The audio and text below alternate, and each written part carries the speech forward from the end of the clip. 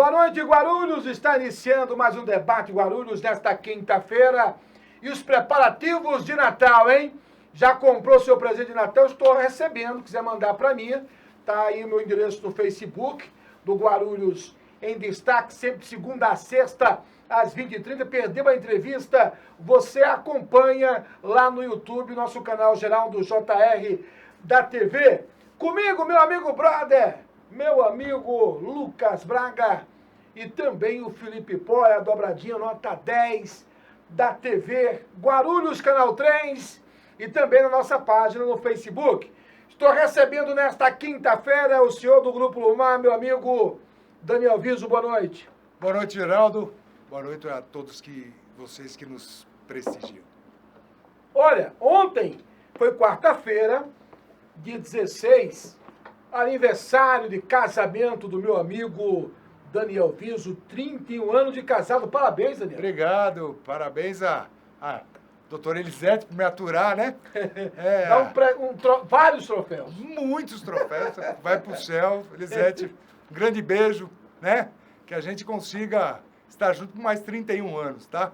Eu acho que família é isso, né? Com certeza. Então, 31 anos de casamento é assim, casamento, a gente fala, poxa, você conseguiu 31 anos, né? Poxa, meus pais são casados há mais de 60, né? Eu tenho mais de 60 anos. Eu tenho 37 anos de casamento. Você tem 37 anos de casamento. Eu acho que a instituição casamento não deixou de existir, não vai deixar de existir. Nunca vai deixar de existir. Não é fácil estar casado. Não né? tem dúvida. Então, a gente aprende a aceitar a outra pessoa aprende a nos aceitar, tem a questão das decepções, das construções. O segredo é o respeito, né, Daniel? O respeito, o entender, né? O entender é algo muito interessante nessa questão do casamento. E a gente vai aprendendo a conviver melhor a cada dia, a cada ano, né? Então, acho que essa questão do amor, né? Dos 31 anos de casado, ele não muda, ele melhora. Eu acho uma covardia quando eu leio matéria, quando eu vejo na televisão, o cara que a mulher separou e não quer mais conviver com ele. É de uma covardia, agressão numa mulher. Por que o cara não procura um cara da altura dele, do tamanho dele, né? E chama pra briga? Nada justifica isso, né? Não. Sabe, agredir. Nunca se deve agredir uma mulher. Não. Ô, Geraldo, se a relação não tá bacana, tenta discutir ela da melhor maneira possível. Sim. Tenta encontrar o melhor caminho. Sim, equilíbrio. Se não der certo, paciência. Usem de parcimônia e desfaçam essa união da melhor maneira possível, mas isso não quer dizer que tem que haver guerra eterna, né? Então, essa que... E todo dia o número de mulheres agredidas vem crescendo. Vem crescendo. Essa semana, por exemplo, um crápula matou a mulher na frente do filho. Exato. É um crápula. Desculpem, aqui não é um tribunal, mas eu me sinto na obrigação de fazer esse tipo de denúncia. E você, mulher, alguém na sua família está sendo agredida, ligue para a polícia. Denuncie, não tenha medo, porque esse marginal tem que estar na cadeia. Não é outro ambiente para ele. O cara que agride uma mulher não pode conviver numa sociedade, Daniel. Não pode. E não... Essa questão da certeza da impunidade... Muito bom. Ainda permeia o nosso país. Sim. E existe um código de conduta até entre presos, né, Geraldo? Sim. A gente sabe disso. Então, o agressor de mulher, ele também não vai ter vida fácil na prisão.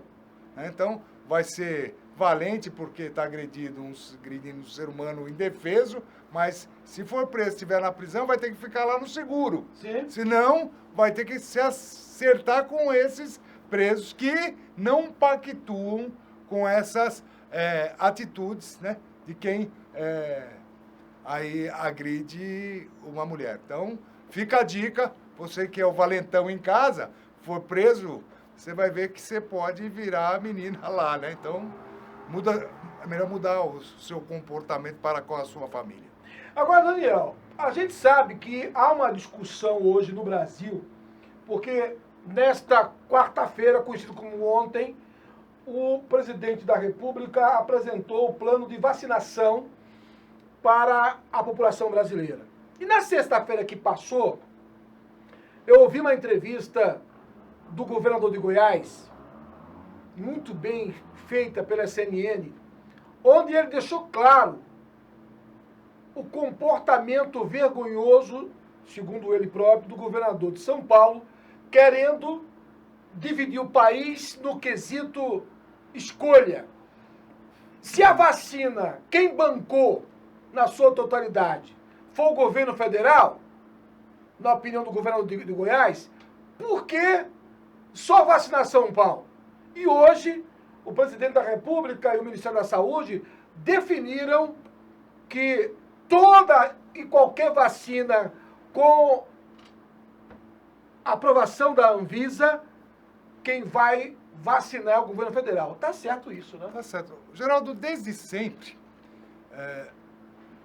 aqui o Instituto Butantan, ele produz, recebe insumos, Sim. ou tem os insumos e tem algumas vacinas, ele tem a tecnologia, outras ele tem parte da tecnologia, mas desde sempre o governo comprou essas vacinas e fez seus programas nacionais. Isso não é novidade para ninguém, para nenhum brasileiro, né? Nós passamos por isso a vida inteira. Eu lembro que quando estava no Exército, o Exército também promove o que nós chamamos de ACISO, Ação Cívico-Comunitária. E o próprio Exército ajuda nas campanhas, no Brasil inteiro, nas campanhas de vacinação. Então, sempre foi a União que desenvolveu todos os programas e as logísticas com, evidentemente, Geraldo, né, a participação de estados e municípios. Então, não entendo o porquê desse chamamento político, né, que fez o governador de São Paulo. Eu acho que ele até mudou um pouquinho, né, o tom do discurso dele, né, percebeu que isso era uma impropriedade, também que ganhou uma certa impopularidade em razão daquilo que tinha comentado, mas sim, é o governo federal que tem o expertise, a logística e também a condição legal para fazer isso. Em que pese, hoje em dia até o judiciário acaba se metendo nisso, que nunca tinha ouvido nenhum ministro da Suprema Corte brasileira, né, ficar preocupado em pedir para o Executivo ou para o governo federal o cronograma de vacinação. Então, parece que todo mundo está querendo um pouco mais dos 5 minutos de fama, né? Então, acho que não é um momento para isso, né? A questão é, Anvisa autorizou as emergenciais e depois vem todo um processo da validação. Então, não estão querendo antecipar as eleições de 2022? Exato, eu acho que acho que o Dória está nessa loucura, né? Pode ser que sim, né? É inadmissível, né, Daniel? A todo momento buscando uma brechazinha para tentar mostrar que ele fez, que ele é o pai da criança, que sem ele nada tinha acontecido. Não é isso. Eu acho que nós não precisamos disso neste momento. Sim. Nem do governador, nem do presidente, nem de prefeitos. Eu acho que todos têm que trabalhar em prol do bem comum. E é evidente que aí o governo federal que tem a flauta e vai dar o tom. Eu vejo que, com muita preocupação, além dessa tônica política do governo do Estado de São Paulo, chamando para si a responsabilidade, definindo uma data que ele não tem autonomia, mas dia 25 a vacina não foi bancada por São Paulo, é dinheiro do governo federal, de uma atitude equivocada do governo do Estado de São Paulo. Agora, o que me preocupa, Daniel, você em casa, é que as pessoas não estão respeitando os protocolos de segurança. Eu vou citar alguns exemplos para você em casa, e eu quero ouvir a opinião do Daniel Viz, o senhor do Grupo Lumar. Você que trabalha com empresa com terceirização e tem muito cuidado com a sua equipe de trabalho. Mas eu que ando muito em você também, o que eu mais encontro nas ruas são pessoas, Daniel, não utilizando esta máscara. Nós não estamos utilizando aqui a máscara, nós estamos a 2 metros de distância, né? A mesma distância da Globo e da CNN. Mas eu vejo pessoas no dia a dia, indo nos bares, restaurante, sem máscara. Shopping, sem máscara. Você entende que a população deixou de fazer a sua parte, que relaxou naquele período que era obrigada a ficar em casa? A questão do medo é interessante. O que o medo faz para o ser humano e para a coletividade como um todo. Em algum momento, todo mundo morreu de medo de pegar uma doença e acabar, evidentemente, morrendo, ou ficar com sequelas por conta disso, ou não ser internado, ou sofrer muito, né? Ninguém gosta de sofrer, em consequência, tem medo disso. Uhum. Mas, por algum motivo, e aí sim, as prefeituras e os governos estaduais, que têm recurso para isso e devem fazer isso, deixaram de fazer suas campanhas. Sim. E aí, houve o momento da política no meio de tudo isso, aonde a gente comentava já aqui nesse programa que todos os prefeitos iam acabar utilizando essa questão de acabou a pandemia para poder fazer suas campanhas e muitos fizeram dessa forma e se reelegeram. No momento seguinte, voltaram com a informar que a pandemia não tinha sido extinta e que não tinha vacina e que novamente todo mundo tinha que ficar em casa, tinha que respeitar distanciamento social, usar máscara, álcool gel. Então, parece aquela questão do jogo de empurra, vai e volta. E a população, que já estava ali reprimida, nesse momento parece que não está entendendo que o que estava acontecendo antes de eleição, no começo do ano, continua acontecendo agora. Sim. E talvez com maior intensidade, né? Mesmo porque os governos já não têm tantos recursos para oferecerem aí à população os tratamentos em hospitais, né? Todo mundo sabe disso. Então, eu acho que faltou aí uma seriedade maior, um pouco mais de seriedade para com a população brasileira. Para com a população brasileira, Uhum. em relação das atitudes que os políticos, em relação da posição que os políticos adotaram por conta de eleição. Foi isso. Agora, Daniel, uma coisa que me chama a atenção, eu estou vendo aqui a matéria no UOL dessa semana, o aumento de casos de Covid no Brasil. Em cima de tudo que nós estamos falando aqui, cada cidadão brasileiro tem uma parcela de responsabilidade. É evidente que você não pode chegar para uma pessoa que está sem máscara, com todo respeito, cadê sua máscara? Não pode. Né? Existem maneiras. Agora, quando aquilo que você falou agora faz sentido. E eu percebo, Daniel, desculpem a minha clareza, que o cidadão brasileiro só consegue respeitar as regras quando existe punição. Sim.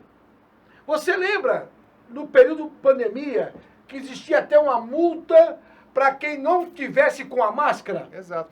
A legislação brasileira já existe na legislação brasileira punição severa para quem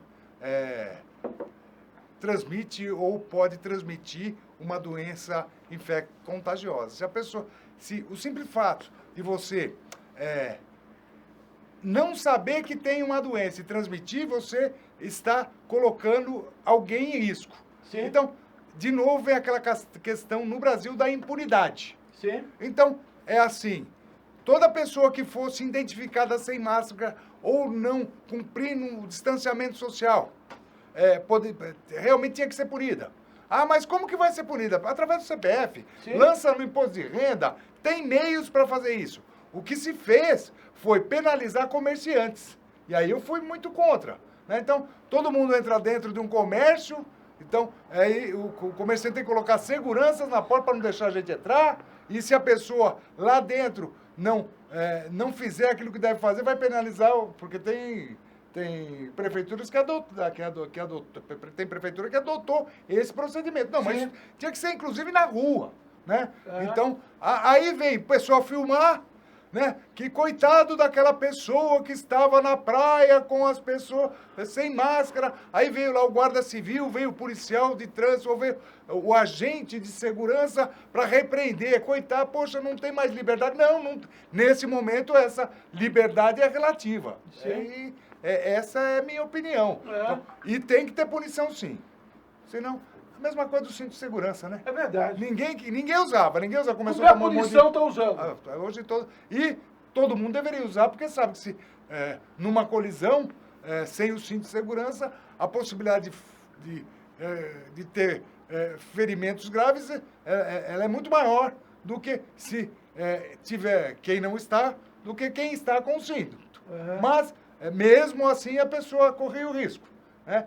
Aí vem a punição severa, aí, opa, então vou fazer. Então, é bem assim. E Geraldo, não é só aqui não, viu?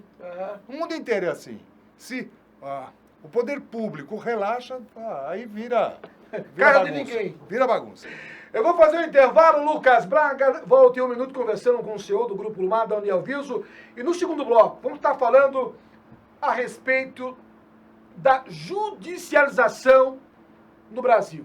Tudo tem que ir no Supremo, inclusive o não à reeleição dos presidentes do Senado e da Câmara dos Deputados. Tudo isso em um minuto.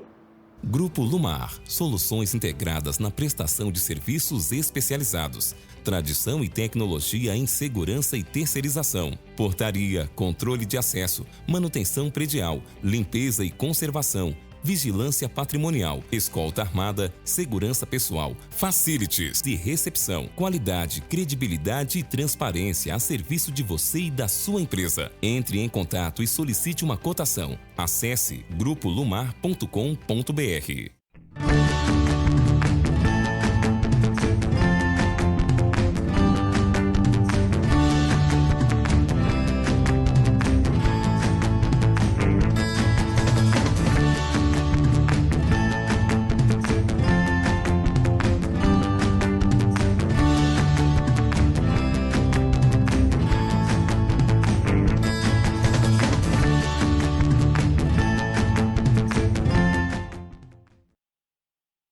Volta com o Debate Guarulhos, nesta quinta-feira, conversando com meu amigo Daniel Viso, CEO do Grupo Lumar. Este mês de dezembro, o destaque principal foi em relação à decisão do Supremo Tribunal Federal, dizendo não à reeleição do presidente do Senado e da Câmara dos Deputados. É evidente que esse comportamento das duas casas chamou a atenção de vários especialistas, porque a nossa Constituição precisa e muito de ser complementada com algumas leis que faltam ser definidas no Código de Processo Civil, no Código de Processo Penal. E essas brechas, elas começam a dar interpretações diferenciadas. Mas no caso da reeleição, está lá na Constituição que é proibido. Daniel, você acha, por exemplo, que tudo hoje leva para o Supremo? Por que isso? Falta de confiança? Você sabe que a nossa Constituição, em relação a outras constituições de outros países, essa questão da Constituição cidadã, onde tudo pelo povo, mas se não tiver alguma coisinha que não é pelo povo ou pelo geral, a gente vai discutir de novo. Sim. A gente não vê isso nos outros países. E o interessante é que aqui, ponto não é ponto, vírgula não é vírgula. Em todos os outros locais, quando você lê literalmente um texto, todo mundo compreende e fica quieto, porque é assim que deve ser. Estou falando em relação aos Estados Unidos, que a Constituição dos Estados Unidos para que possa mudar alguma coisa, tem que ter plebiscito. Sim. Né? A Suprema Corte dos Estados Unidos age de forma diferente. Você não vê, são raros os casos onde o ministro da Suprema Corte americana aparece na mídia. Né? Aqui eles os são nossos muito toda hora. discretos. Não, aqui o juiz ele já emite decisão, ele já fala qual é o entendimento dele sobre uma matéria que nem ainda chegou para ele, mas ele ouviu dizer. Então, essa mania de não preservar o texto constitucional como ele está, porque não precisa ser interpretado, ele tem que ser realizado tal qual está escrito.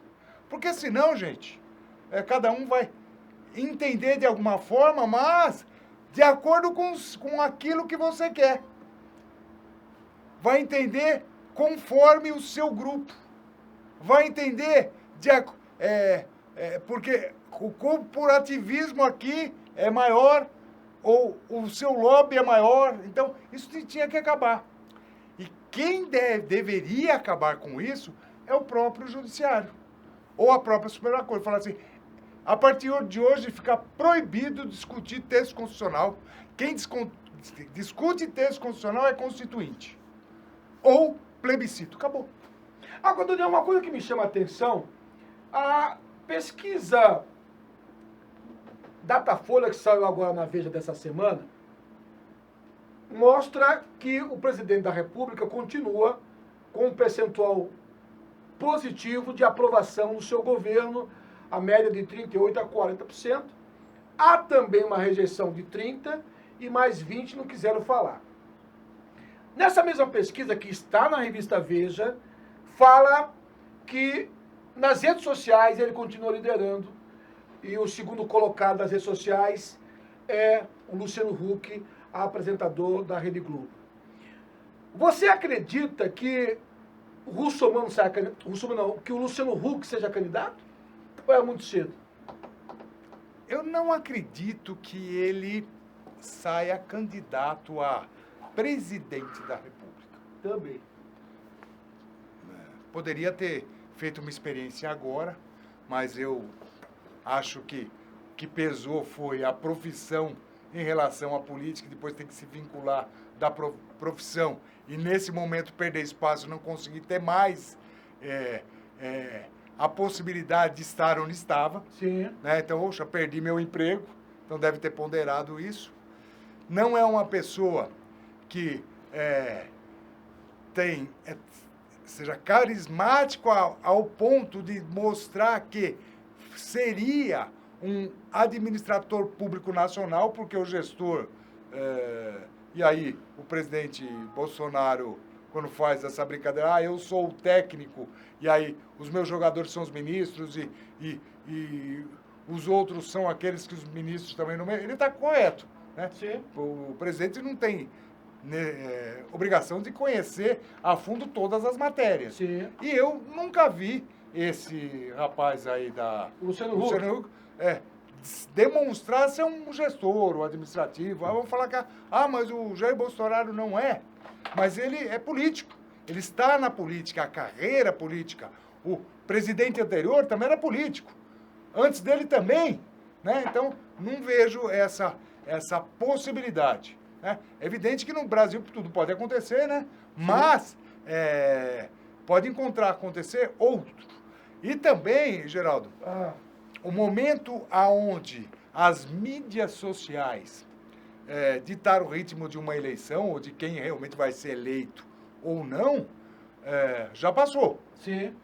Eu acho que até, se for o caso de uma reeleição do presidente Bolsonaro, provavelmente ele vai rever toda essa questão da utilização de mídia social. Sim. Como o presidente Donald Trump deveria ter feito. Né? E aí, perdeu a eleição para o Biden, né? Porque insistiu no modelo antigo, né? Também de rede social, que fez com que ele tivesse sido eleito. Mas não foi o bastante para a sua reeleição. É evidente que ele cometeu alguns deslizes aí, né? principalmente com a questão da pandemia. Sim. Né? Ele não acredita, ele também não acreditou ou não deu crédito à doença, né? Quis o embate, né? Essa questão da impopularidade dele veio por conta também da quantidade de pessoas infectadas e mortas nos Estados Unidos. Hoje morreram, infelizmente, mais pessoas nos Estados Unidos do que combatentes na Segunda Guerra Mundial. Olha só, então quase um ano morre mais gente dos Estados Unidos de Covid do que morreram guerreando aí de 39 a 45, né? Uma guerra mundial. Então, esse presidente deveria ter percebido isso, né? Sim. Então, eu acho que daqui para frente, todos que utilizam mídias sociais têm que perceber isso. Prova do que eu estou falando, Geraldo, são as eleições municipais. Sim. Muita gente achou que o simples fato de ter algumas milhares de seguidores, né, nas mídias sociais... Ia fazer diferença. E não fez. Mas sabe que nós discutimos aqui, você, a respeito de conteúdo. De conteúdo. O que eu ouvi muita gente pegava aqui vamos fazer aqui uma selfie. Cadê o conteúdo? Nenhum. Ah, tô aqui na casa da minha sogra. Ah, tô aqui. Gente, quem conseguiu voto na rede social é porque tinha conteúdo. Nós tivemos um caso em Guarulhos de um vereador que foi eleito utilizando das redes sociais. Só que esse rapaz está nas redes sociais, há muito tempo, produzindo vídeos de questionamento, enfim. Ele não começou ontem. Conteúdo, né? Então, o que se imaginou agora na pandemia é que muitos políticos não souberam utilizar as redes sociais, não souberam contratar profissionais qualificados, porque o cara que entrega, com todo respeito, entenda a minha opinião, o cara que entrega o panfleto na rua é um profissional que entrega panfleto. O cara da rede social é outro perfil, Daniel. É outro perfil. Você não pode, sabe que você é amigo do cara que entrega o seu panfleto, o cara que entrega o jornal, e muita gente errou na escolha da pessoa. Ah, sim. Aí, com certeza. Não é verdade? Vai ter que... É um aprendizado. Sim. Muita gente boa ficou pelo caminho porque não conseguiu idealizar uma estratégia de divulgação do seu trabalho, do seu nome e de sua imagem. E aí, vai ter que... Espero que aprenda com isso ou que deixe a política, né? Então, acho que é isso. Essa questão da pandemia, Geraldo, nós comentávamos nos bastidores, eu queria deixar, fazer esse alerta, a questão que eu vejo, o capitalismo selvagem em momento de pandemia, né? Então, principalmente para quem contrata mão de obra intensiva, como é no meu caso, atividades de limpeza, de segurança, de recepção, call center, manutenção e outras tantas, onde os trabalhadores de uma empresa de prestação de serviço a terceiros são contratados por grandes organizações. Em alguns contratos, eles vencem e essas grandes organizações fazem cotações, o governo contrata muito, e aí vence o contrato, e aí vamos buscar a melhor proposta, o menor preço. Será que seria esse o momento, Geraldo? Poxa, não dá para segurar um pouquinho essa onda em busca do melhor preço, de ganhar um pouco mais, né? Porque essas mudanças de contrato, vai beneficiar uma outra empresa que está me dando também vantagem. Sim. Mas aquela empresa que está saindo vai ter que demitir muita gente. Mas quem está entrando também vai admitir muita gente. Então, poxa, se você pesar na balança, então, tem um contrato lá de 100 trabalhadores de limpeza, que todo mundo sabe como funciona. Então, eu peguei uma nova empresa, mas a que está saindo, que também prestava um bom serviço, vai demitir 100. Qual foi o ganho social disso? Verdade.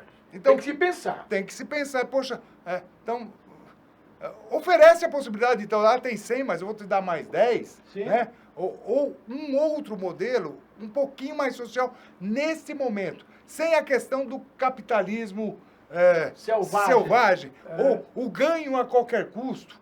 Então, na minha organização, tenho sofrido muito com isso. Onde a gente fala, gente, tudo bem, estamos participando, faz parte do meu negócio, receber novos contratos, ter novos contratos, perder alguns contratos.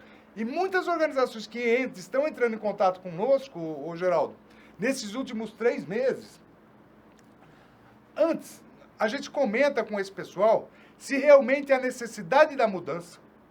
Faço questão de orientar meu comercial nesse momento para perguntar se a mudança é em razão de uma prestação de serviço que não está condizente ou de preço. E se for de preço, gente, não dá para esperar um pouquinho até o começo do ano para começar tudo isso em fevereiro? Deixa como está, né? Mantém os cargos. Então eu falo, poxa, Daniel, mas você não é empresário? Né? Você está parecendo o líder sindical, laboral. Não é nada disso, gente. É momento. Então acho que nós temos que pensar um pouquinho no ser humano, né? E muita gente não tem feito, viu? Tá? Parece que o vale tudo, inclusive entre a concorrência entre empresas, né? Poxa, vamos esperar um pouco, né? Eu respeito o meu concorrente, gostaria que eles me respeitassem, né? Gostaria que os contratantes parassem um pouquinho para pensar no momento de pandemia, né? Mas isso é meu pensamento, né?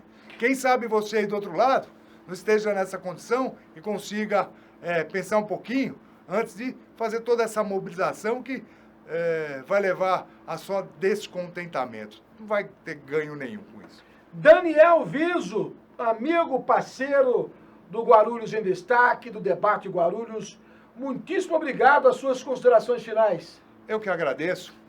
Novamente, né? Deixar aqui aí um grande abraço, né?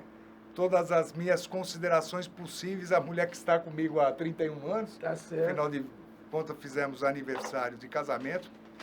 Novamente, prestar nossa apoio a todos que estão passando de alguma forma por alguma dificuldade, nem que for moral, né? Por essa pandemia, né? E que todos pensem que não existe outra forma. Para se proteger, máscara, distanciamento social, né?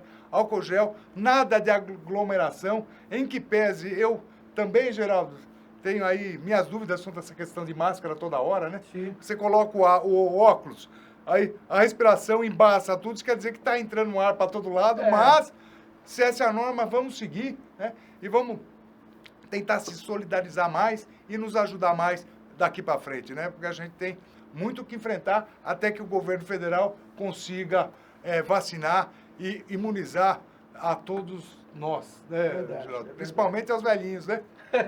Grande abraço a todos vocês. Obrigado, Daniel Viso. Comigo, Lucas Braga e o Felipe Poi. Você acompanhou na tela da TV Guarulhos, Canal 3, NET, Canal 508 da Vivo, o Debate Guarulhos. E você também acompanhou pela página do Facebook do Guarulhos em Destaque. Eu sou Geraldo Júnior. Boa noite.